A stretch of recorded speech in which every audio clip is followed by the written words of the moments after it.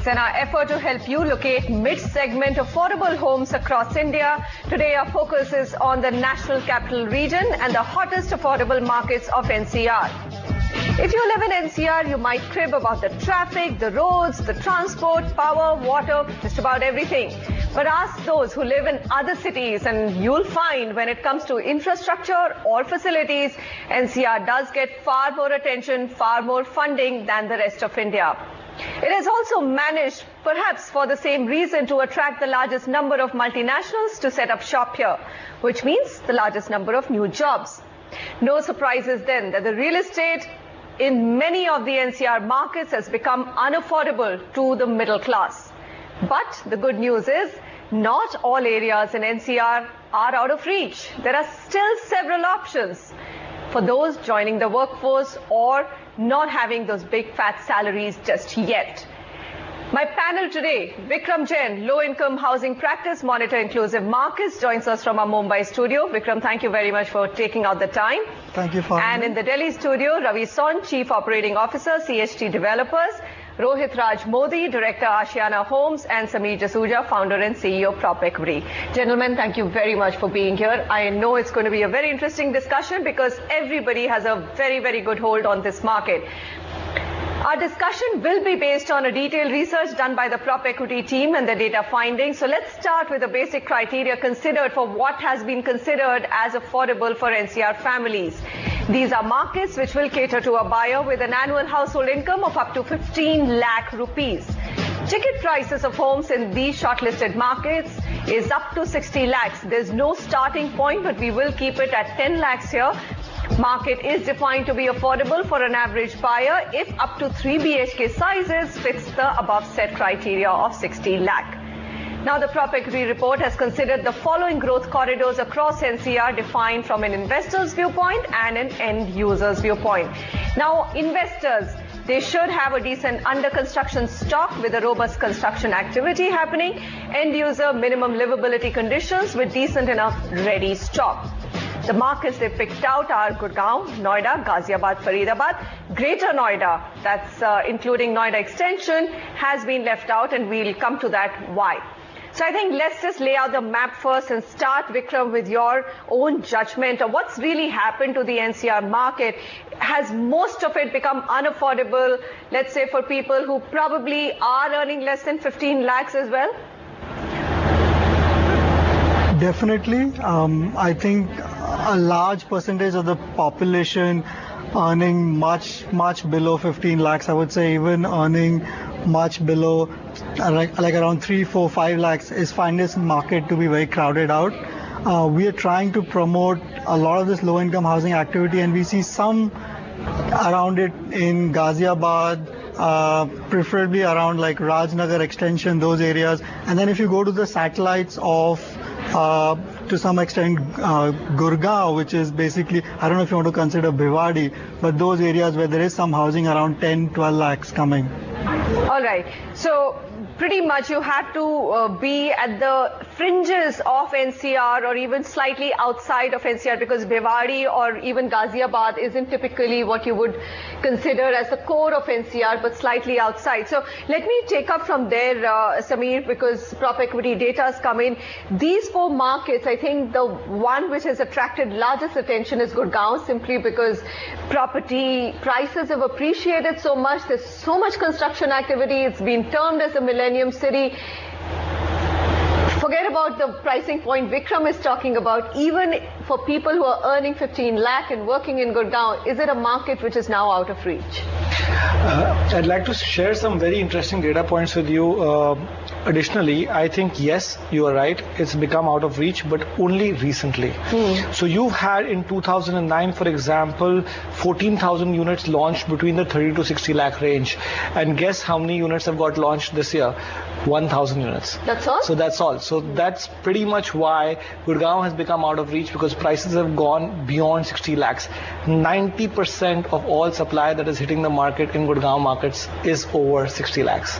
So that's pretty much why Gurgaon Gurgaon has become out of reach because the land prices have gone up so much. The cost of construction has gone up. I would say the salaries have also really caught up. I would say salaries have actually caught up much more than the real estate prices have. But what has emerged for the mid-market is other destinations in around NCR region, which is Noida, which has worked out to be a fantastic option.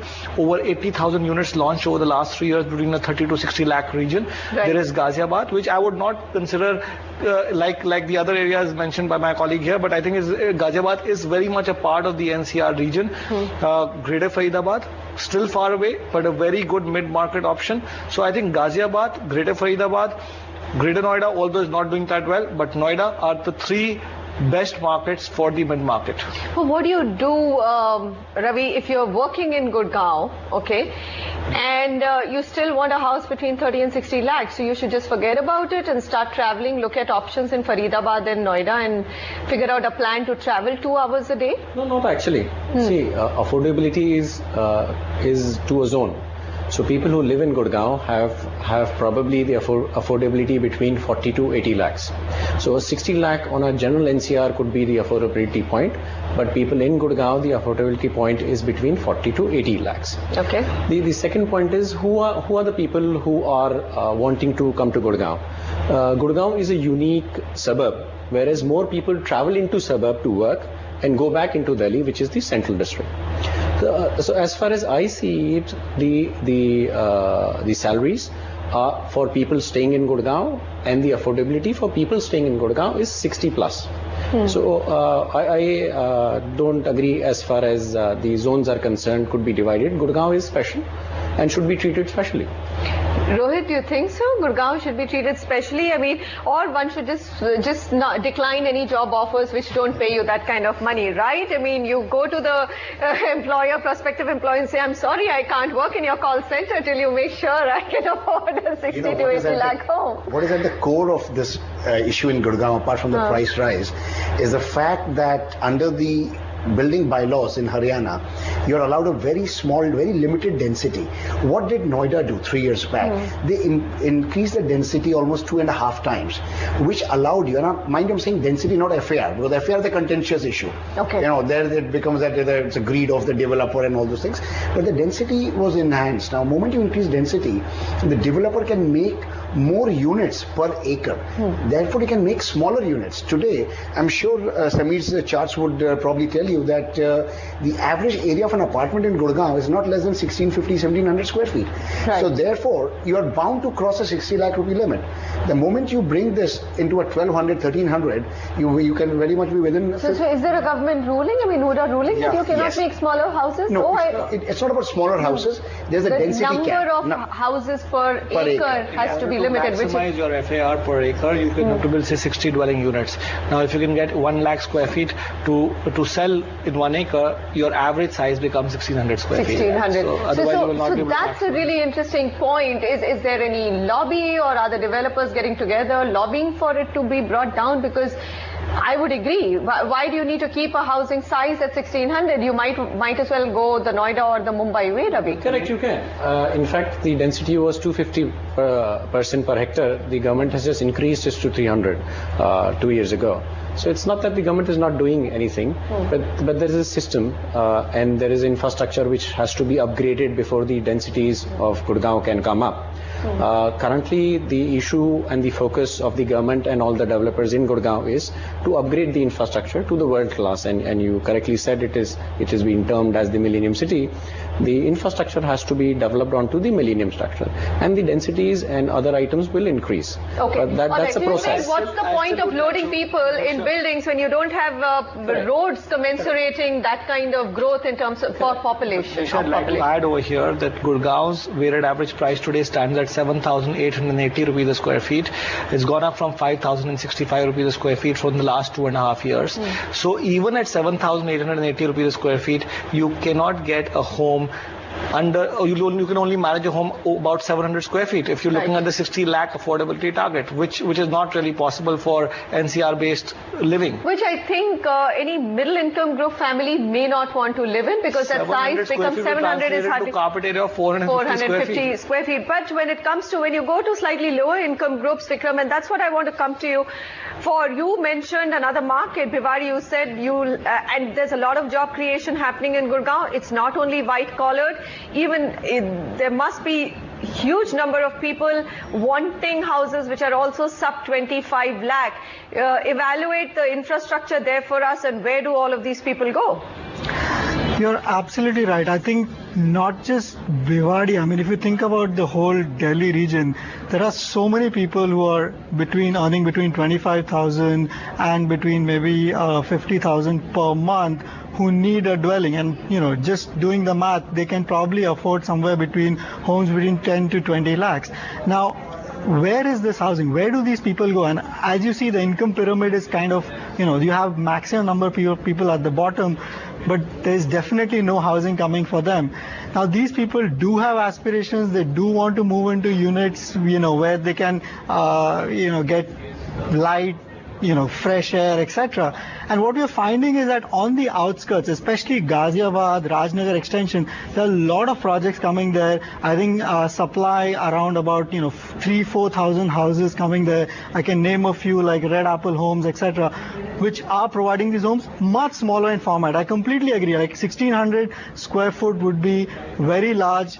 I think for this segment, probably even something like 300-350 square foot would be sufficient, because it's an alternative to what? I mean, today they are renting, they're staying in low, poor neighborhood shanties. For them, this is a massive upgrade. So I think if you think of that segment, they really need an option in the market where they can at least move on the housing ladder.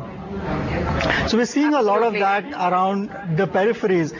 I hope a lot more activity picks up, because the demand is huge here. In fact, in the latest report released by the Housing Ministry, the maximum shortage is in the low-income group. But we'll focus again a little bit on the middle-income group. Sameer, the Prop Equity report also says that all of these markets in Gurgaon, even though ones that we can consider between 30 and 60 lakhs, or even 60 to 80 lakhs if we up the budget a little bit, whether it's New Gurgaon, Dwarka Expressway, or then there are sectors beyond Sona Road and NH8 and Sona Road itself, Golf Course Extension. There's a huge amount of speculative activity, and which has actually made the prices run ahead of its fundamentals. So this is not a market which deserves this pricing for sure. You are absolutely right. One was expecting pricing in Gurgaon to be around 3,000 rupees a square feet to 4,000 rupees a square feet, with respect to the new land banks that came about through the new master plan that was released or articulated very well. But what really happened eventually was that there was so much investor driven activity, and there was so much land banking that happened with respect to the developers, and one branded developer launched, the prices shot up, and then all developers followed suit, and this was followed by, I would say, unlimited demand from investors and financiers, and that has resulted in no infrastructure being there in these new sectors, or hardly any infrastructure, and pricing matching those pricing where pricing in Gurgaon was available with respect to all infrastructure that was there, which was Golf Course Road. So the pricing that we are seeing in new sectors of Gurgaon was actually the pricing of Golf Course Road almost 3 years back, where all the infrastructure was available. So what? I mean, why is Gurgaon market so investor driven? Rohit, what's your own understanding? What attracts investors to this market and holds? That market has earned for investors time and again, and that I think is something which attracts the investor interest. Gurgaon also has a pan-India appeal in terms of the investment option. It is a very sold-out destination even to NRIs. It attracts investment from all corners. Just taking from the point from somebody what he said, that in January 2010, you could buy on golf course for say 7,000-8,000 rupees. Today that's the price being quoted for Dwarka Expressway. I know, and there's no expressway there. Forget about anything else. Was 3,000 rupees a square feet. That was the right price for Dwarka Expressway. The other thing is that I would like to say is there's a complete mismatch of demand supply. That's why pricing has shot up.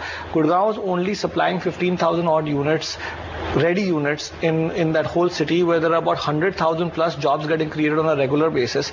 Delhi prices have shot up so much, so Gurgaon offers a great viable option compared to Delhi, where there is full infrastructure available, at least with respect to gated communities, 100% power backup, water supply, great living, walk to work culture that way. And lastly speaking, the pricing, there's all check deals happening. So all professionals who want to invest into real estate, this is the best place to invest, because you have jobs, you have employment generation, you have appreciation that's happened over the last 2.5 years, you have connectivity to Delhi, connectivity to the airport. These are perfect factors for Gurgaon to appreciate, and no demand supply. And demand is so outstripping supply that anybody who's waiting for prices to correct in Gurgaon is just waiting in vain. Or do you think that they could correct? I don't think it would correct. Of course, the demand is far more than the supply. We would love to do 10 times the project which we can, but the pricing is not just increased because of the demand and supply. It has also increased because the cost of construction has gone up. And it has also increased because the land has gone up. It has also increased because the government charges have gone up. So even if the net profit to a developer is the same, the prices have gone up by 30 to 50% because of the other items. And also nowadays every developer, Gurgaon or Noida or wherever in India, is focused on delivering on time. So if there is issue about delayed construction, he would put in more money if possible to get his construction on track. All that's cost. I would disagree with you a little bit. When we talk about cost of construction, it's gone up from what, 1,500 rupees a square feet to 2,000 rupees a square feet on the outermost side. Correct. If you look at cost of land, 95% of the land was bought sub 1 crore an acre before 2006, before the master plan was ratified. Right? I know of golf course extension being bought under 1 crore an acre by 90% of the developers over there, and they acquired 800 acres. It is just because the demand has gone up so much, the cost of construction has gone up by 25-30%. The land cost, this land is not being sold right now. This land was already sold out in 2005-2006. It is basically the developer is profiteering, which he should. If the market dynamics have changed and the area has got rebranded, and that's benefited the developer. Right. That's exactly what is happening. The same developer launched the best location in golf course extension at 4,000 rupees a square feet, and the same developer is offering a much inferior location 2 years down the line at 10,000 rupees a square feet. Because the market is willing to pay for it. Exactly, that's what I'm saying. The demand. I agree with you, and I also agree the first half which you said, but the question is, why is the market gone up? Because there's a lot of demand. Not enough supply. I think the crux of the matter is, if you're creating 1 lakh jobs, you said, and 15,000 new units coming up, so there's always going to be demand chasing that minuscule supply, and therefore developers are going to have a party for some time more, at least in Gurgaon, to go that dynamic get started out. Returns. I think the best returns in the country are the So you would agree the maximum number of jobs are being created in Gurgaon, and that's the one which is leading to demand and supply ratio. Absolutely right. All right, so this is a very interesting take. Even Prop Equity team couldn't find too many affordable home options in Gurgaon. The ones which do come in that affordable range, probably just touching that upper limit of 60 lakh. Well, the social infrastructure in those areas is absolutely lacking right now. Even physical infrastructure in some areas like Dwarka Expressway, which have had a runaway price rise, is absolutely missing. So what do? You really just have to take a very long-term punt, or just go above 60 lakhs and have a big fat budget for Gurgaon. So coming back to the hottest affordable markets of NCR, we do have to go to other locations, whether it's Faridabad or Noida. That's right after the break.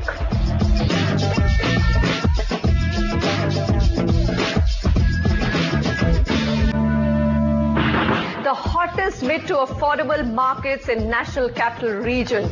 We've ruled out Gurgaon. We've said, well, the prices have risen so much there, that market can't be considered affordable at all. You may perhaps find something in the sub 60 lakhs, but that's going to be few and far between, and perhaps in a place or a micro market where there isn't enough social and physical infrastructure. So then let's take you to other markets. There's Ghaziabad and Noida. We'll focus on that part of NCR before we move on to Faridabad, which is another market. Vikram, I'm going to come back to you. We talked about Ghaziabad, that area being one of the most affordable markets today, lots of low-income housing happening in that market. But are you seeing enough developer interest in that market, which has probably the highest demand-supply gap? Very good question. I think if you look at the economics, there is a huge demand. The market definitely, the gap between supply and demand is the largest. Most of these customers are informal sector customers who today have access to finance through Diwan, Muthoot, MHFC. So access to customer finance is there, but somehow the developer community is not servicing this segment. I believe there's probably higher margins they see in their current business models, which is to use land as an asset. But the model that we are espousing is land as an inventory, where, if developers kind of get into this business, margins might be slightly lower, but IRRs are fantastic. And as you know, the demand is huge. So unfortunately today, not much being taken up in the NCR. There is something happening in other parts of India like Ahmedabad, etc., where we see a lot more developer interest. Rohit, respond to that. You're basically using land as a trading stock and not getting into low-cost housing. Literally, I mean, I've heard this from developers again and again. Vikram has also said that the margins are low. But is that sufficient reason? Because you could get into low-margin business and work on the volumes. See, first of all, it's a myth that the developers are using land as an asset and not as an inventory. If you discount maybe 15, 20 top players in this market, all real estate developers use land as inventory, because on the other hand, the developer is accused of that the moment they acquire the land, or even before they acquire the land, they start selling. So if they're selling it so fast, then it's not really an asset, it's an inventory. So it is a complete myth which has been propagated that developers are, maybe, I'll exclude high-end markets of Mumbai, certain micro markets in Mumbai, where the land appreciates significantly over a lifespan of the project, but not otherwise. So yes, I do not agree with that concept. It's not a generalized statement on that. As far as the other aspect is concerned, developers would be happy to do this low income, below 15 lakh rupee market, but it has several challenges. As my colleague mentioned about certain financing institutions, most of them are NBFC financing. If you really go to the banks and say that, okay, listen, I've got 100 customers and you need to finance them, there's a lot of difference between walking the talk over there. And there are no government incentives in terms of these taxes which the state levies, because there is always a debate between the policies are by the center and the subject is of the state. Right. So if the state starts to grant at least a VAT exemption, a stamp duty exemption, an octroi exemption wherever it's applicable, certain income tax rebates, you have to lower these obstructions which can be done by the regulatory aspects. Secondly, yes, IRRs could be fantastic, but you require then volume. And that would mean, be able to acquire 50 acres, 25 acres, 100 acres of land parcels to do that. Which is also a big challenge. It is. And now, where do you get this land? You will get it far out from the center of the economic zone. The person who's going to live there depends on this economic center for their livelihood. Our horizontal transport system still leaves a lot to be desired for. Yeah, I'm actually surprised, and I will come back to Vikram on that question, because I can ask my household support, I can give them something in Ghaziabad, or I can give them something in Bhiwadi. They ain't going there. They work with me. They're not going to go anywhere, because their economic support comes from working in the center of the city, which is something, we've discussed in affordable housing. Okay, so let's move. So that is a big challenge. I think we'll continuously have to fight that challenge of being able to provide houses to our low-income groups, but let's also come to middle income group, which is also a disappearing real estate stock, literally, in at least NCR and big cities of the country. So, Ravi, I know that you're in Gurgaon market, but now that we've ruled that out as a market only for developers to make profit in, let's come down. No, on a serious note, really. So, Noida. Yeah. Great infrastructure. Yes. Much more probably conducive rules in terms of the density, which Rohit pointed out to, which brings homes to an affordable pricing or a cost. But there too, its prices are rising, and quite substantially. Like he pointed out rightly, for affordable housing you have to go horizontal. You cannot go higher up. The higher you go, more is the cost of construction, and the lower you remain, it is easier for you to deliver. So if I have a 25 floor building, I will take approximately 3 to 5 years to deliver it. But if I have a 3 floor, I can deliver it in 8 to 10 months very, very easily, and I can keep on delivering, and I can keep on controlling my costs. So I think the idea is, he rightly said, it has to be horizontal. The cost of construction has to be less. The cost of land has to be less. There has to be incentives from the government. I mean, Mexico has an organization whereas they have 11% on procurement of all the materials which gets supplied to the developers who are into low-cost housing or affordable housing. All right, so no government incentive for low-cost housing. But let's come to the Noida micro market per se, Sameer. Definitely, it's been a far saner market as we've seen in price appreciation trends. Lots of activity happening. Infrastructure probably is better than Gurgaon. It definitely seems so today. Social infrastructure, physical infrastructure, all of it's playing out very well for Noida. What's really not made it be on fire or put it roasting on fire is the fact that the job creation happening in Noida is not as much as Gurgaon. Is that likely to change as prices in Gurgaon, even for commerce, for office space, goes up? You think companies will move to Noida? No, I don't think so. Primarily because the cost of transportation is much higher in Noida. If you have to get people say closer to the airport, I don't think the Gurgaon micro markets or the Gurgaon commercial rentals are much higher than Noida. Even if they're at 50 rupees a square feet compared to a 35 rupees a square feet of Gurgaon, it's very affordable for the multinational community to be close to the airport, enjoy the metro connectivity which is also there. Does the airport really have that big Absolutely. a pull? That's why south of Delhi or south of any area always attracts that premium, and the airport connectivity is a prime reason why I think Gurgaon has done much better than Noida, besides the law and order situation. So the perception of Gurgaon having private development and airport proximity has led to Gurgaon where it is. So would you then say that Noida needs an airport before it will start? Benefit it will catch tremendously. up? It will benefit from the airport. You know, whenever the second or the proposed airport for NCR, which is right now, there is a proposal of the one coming at Jewar, and or it keeps shifting here and there, but in that zone it would help.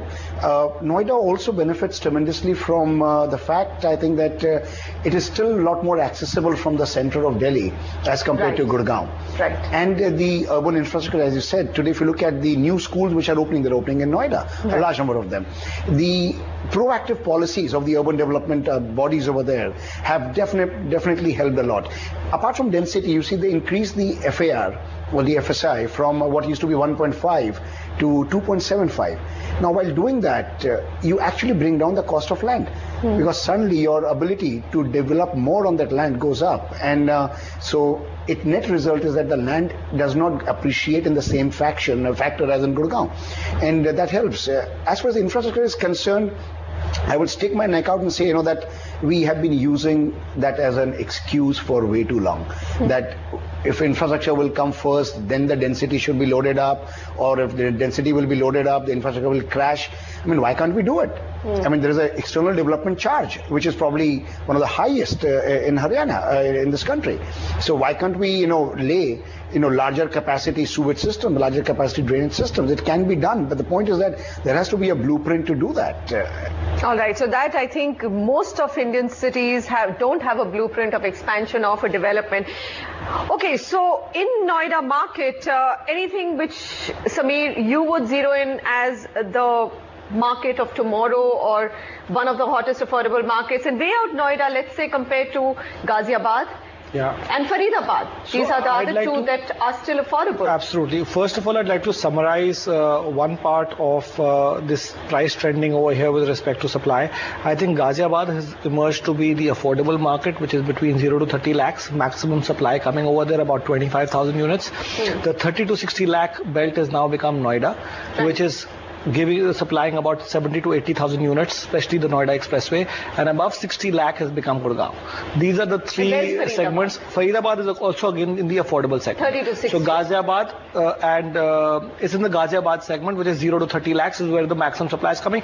But I didn't say Faridabad because it's sub 10,000. 10 to 30. Okay, 10 to 30 lakhs. Actually, there is no such thing as 10 lakhs also. It's 28 to 30 lakhs. Right. So I think these are the three segments that have got transformed with respect to the supply in the market. Amongst these markets, Noida, according to me, is the best mid-market, especially the Noida Expressway. We've actually always been dividing Noida Expressway into three phases: 0 to 7 kilometers, 7 to 14 kilometers, and 14 to 21 kilometers. And this is as per the metro. Very interesting. So a thumb rule around the with metro as the lifeline. We probably divided the road in three segments right now, equally. And the last phase is the mid-market phase that is now left, which is sector 143, 143B, 151, and 150. So if you're looking at a 30 to 60 lakh budget, that is the only place where you can go to. So that is my favorite market, followed by Ghaziabad. And Ghaziabad, you have many options in the sub 30 lakh also, and between 30 to 60 lakh there's Rajnagar, there's Crossing Republic, there are other markets like Sahibabad, Mohan Nagar, which are also offering various options in the 25 lakh to say 45-50 lakh segment. All right, so as we speak, all the markets that Sameer has spoken about, both in Noida and Ghaziabad, will appear on the graphic, so you can keep a very close eye on it. Rohit, explain the Ghaziabad market to me. It was pretty much boondocks of UP, suddenly now catching everybody's attention simply because now, as Vikram put it, there are low-income housing options available there, there are middle-income housing options available there. What's the quality of developers, the construction quality, and also travel time to Delhi? Is all of that taken care of? See, travel time to Delhi from Ghaziabad, I think, is really short. You could probably do Ghaziabad to Connaught Place, in 30 minutes. It's only about 14 odd kilometers. And if you look at Ghaziabad, if I were to ignore the late 90s development of, the Vaishali and Vasundhara and focus more on what happened in the last 5 years, I think it's the development of Indirapuram which gave a fillip to Ghaziabad as a profile. And today the development is on three axes in Ghaziabad: Rajnagar Extension, NH24, and the Loni Road. From Pasonda to Loni, which I would say would be at the lowest end of this market. Rajnagar Extension and NH24, both of these markets provide you plenty of option where the apartments are ranging between 850 square feet to about 1500 square feet. And the price is ranging between 2500 and 3000. So when you do the maths, and it's all between 30 and 40 lakhs. And there's plenty of option. In terms of quality of developers, I would say that developers are as good as the ones in Noida. In fact, a lot of them are common, the guys who are developing in both these markets. And some of the development quality has come out quite well. It's... Yes, Ghaziabad... price appreciation has been slow. Why? It has been slow, yes, because Ghaziabad has always been, and I'm talking about with my experience of 15 years I've been working in Ghaziabad as one of the micro markets, has largely been driven by actual user. It has never been a very speculative investor-driven market. It only happens in a very speculative investor-driven market where the prices jump overnight. As Sameer said earlier in the discussion, that one branded premium developer bumped up the price, and then everybody follows the suit. Everybody follows the suit. New CBD is Gurgaon. It's not Connaught Place anymore. Right. That's also I'm just wondering, that's another large debate on when actually Gurgaon might even overtake South Delhi in pricing. It's going to happen if the job creation continues to happen there. It could in 10 to 12 years. It's already started to happen. In some of the areas. The most premium project of Gurgaon, which is Aralias, the last penthouse over there got traded at 35,000 rupees a square feet. All right, we're not going there. We're talking about affordable homes. Hold. You're talking about affordable homes. All right, so back to Noida. Why not Greater Noida? I mean, Sameer's team said we're not going to consider that market because we don't, for various reasons, it's not the most exciting market as of now. Would you consider, Ravi, Greater Noida as also a great option of affordable homes? The simple logic, the further away you go, the land costs are cheaper under normal circumstances. Greater Noida will come up very well. The infrastructure in Noida, Greater Noida is fantastic. Travel time is very good, like everybody said. I think it's a great option. If you're not getting anything anywhere, I think Greater Noida is a far better option. What's your concern? You've always had reservations about Greater Noida. The reason is very simple. When you have 1 lakh units to choose from, 15 kilometers before with the same amount of infrastructure, why would you go 15 kilometers ahead? So you're seeing too much supply even before you hit Greater Noida. Right? Whereas Ghaziabad has its own strategic advantage with respect to location. It is very well lived in. There is a lot of social infrastructure already there, and Greater Noida still remains to be a ghost town. That is the biggest reason. There is still, the roads are there, but the malls are there, but they're empty.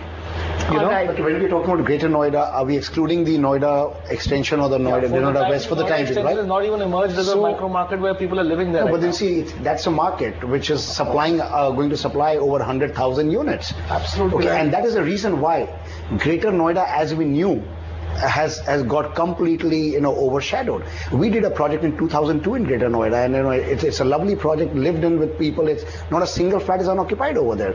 But we have seen that last 4 or 5 years, that aspect of Greater Noida really overshadowed, one by the ascent of Noida extension, and also because there was a price, there has to be a price differential.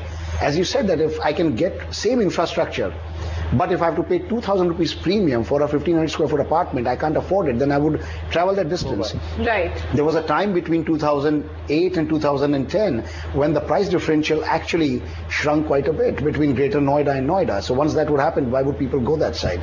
But I do believe that Greater Noida, if we're excluding Noida extension from this discussion, then Greater Noida is a very well planned city, and it's got a lot of infrastructure. In fact, you don't even feel like you're in India sometimes when you step in Greater Noida. But I think Sameer's team had a very, very simple mandate, which was pick the hottest mid to affordable markets.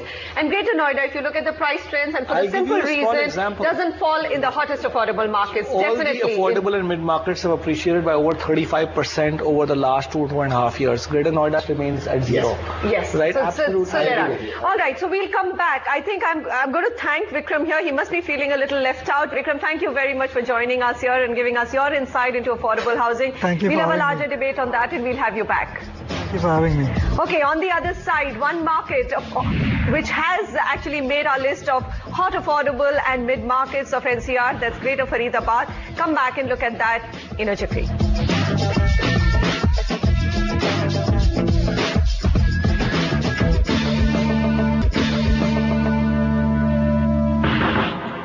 Hottest affordable markets of National Capital Region. We've ruled out Gurgaon because there's nothing available worth your money in a budget of under 60 lakh rupees. Noida, yes. Sectors 143, 150 and 151 are ones which have emerged as one of the top in our list. And several markets in Ghaziabad, mainly Rajnagar Extension, Crossing Republic. Those markets also seem fairly mouth-watering when it comes to mid and affordable markets of National Capital Region. Let's focus a little bit now on Faridabad. There are areas, Sameer, in Faridabad which again have become unaffordable just the way Gurgaon has, which is closer to South Delhi. Greater Faridabad has come up in your research as one of the emerging areas and probably a long-term bet? I would say from long-term it's coming down to mid-term. Mid-term bet, yes. Over the about a year and a half back, the price appreciation trends showed about 10% odd appreciation over the last 2 years. But over the last 1 year, we've seen significant price appreciation happen over there. There are two major reasons for that. One being that the government has announced a lot of, have allocated a lot of money for road development over there, which is very important for that area.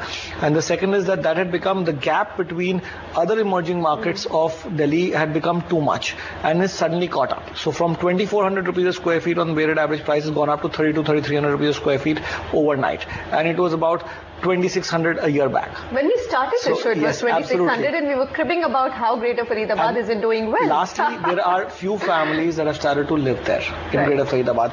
And I think Greater Faridabad has a lot of potential in terms of it will have all private developers developing that area. It's very affordable, and I think that area has not got unlimited amount of supply like Noida Expressway has. So only 27,000 units are launched over the last 6-7 years, whereas you had Noida Expressway having 1 lakh units launched over the last 3 years. So demand supply is being controlled over there. Families have started to move over there, and affordability is still over there, and metro connectivity is going to finally get extended over there, which will make that area very interesting. Ravi, have you been to Greater Faridabad? Yes. And absolutely. Tell me, It's very disappointing though to see that region right now. The roads are terrible. The Neher Par area that we call is literally Nala Par. What is going to get exciting with private developers such as you developing that area? I mean, what will you bring in? See, the first thing which has improved is the connectivity to Delhi and now Gurgaon also.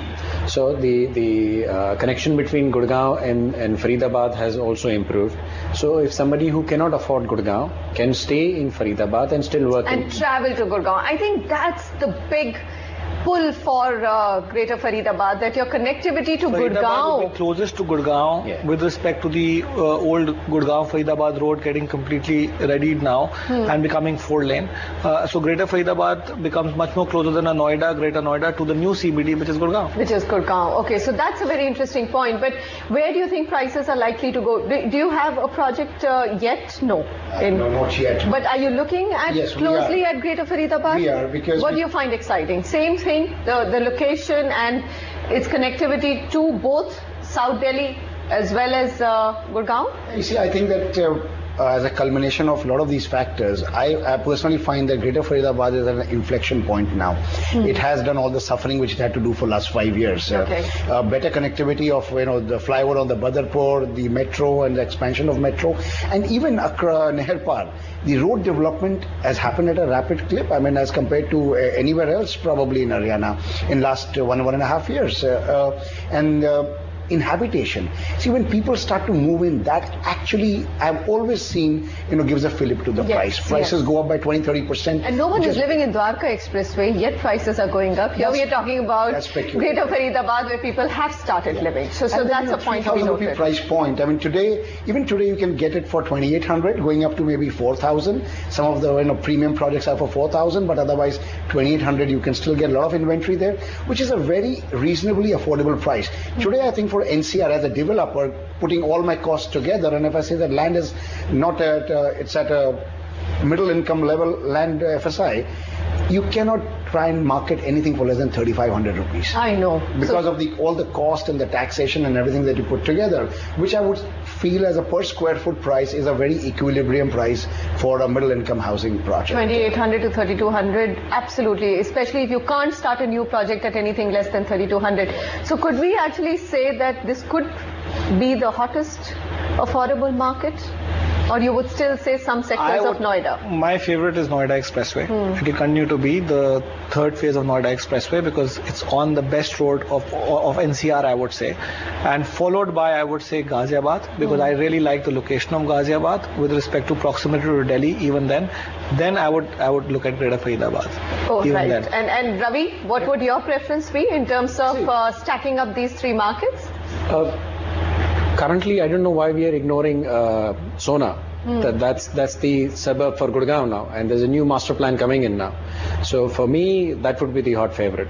Sona would be the hot favorite. That is 5 years away from now. Once the master plan will come out, we can debate that. Announced. It's not a livable destination. We can debate that. We can debate that, and also, like they say, that you can spot out future markets 5 years ahead. That's the maximum money to be made. With the way Gurgaon is gone, we don't even know whether those projects will offer apartments at 60 lakhs. For all you know, they'll start at 80-90 lakhs. Like I said, we can debate that. Yes, my bet is that Sona would open at 4,000 upwards actually as a price. Even when it opens. And with your density norms, it will be... Open at 4,000 So Rohit, your market, Ghaziabad, obviously because you've got the largest number of we have been working in developers. several micro markets in NCR, but if we talk about stacking it, yes, Noida, and then Ghaziabad, and then Greater Faridabad. But what I have to say is that there is a socio-demographic also at play over here. These are again mutually exclusive to a large extent. Absolutely, right. People don't choose only from these perspectives. There is a lot of socio-cultural aspect as well. Where their children study, where they work, I think those things. Where they belong from, that's got a lot of affinity. If I come from an interior of Haryana, my preference might still be to stay in Greater Faridabad vis-a-vis Ghaziabad. Absolutely, I would agree with that. So a lot of your own personal affinities on where you would choose, but it's interesting to lay out the map of NCR and see where are you getting those mid to affordable homes. Gentlemen, thank you very much for joining me. I hope you found this as interesting as I did. Very exciting to hear what's happening in the NCR market, especially if you take that bracket of 25 to 60 lakh homes. Next week, we'll bring you a Diwali special on real estate as an investment. How much of your money should be going into these hard assets? How much should you stack up in gold and shares? We'll bring you country's top experts to slug out the merits of each. Till then, goodbye and good luck.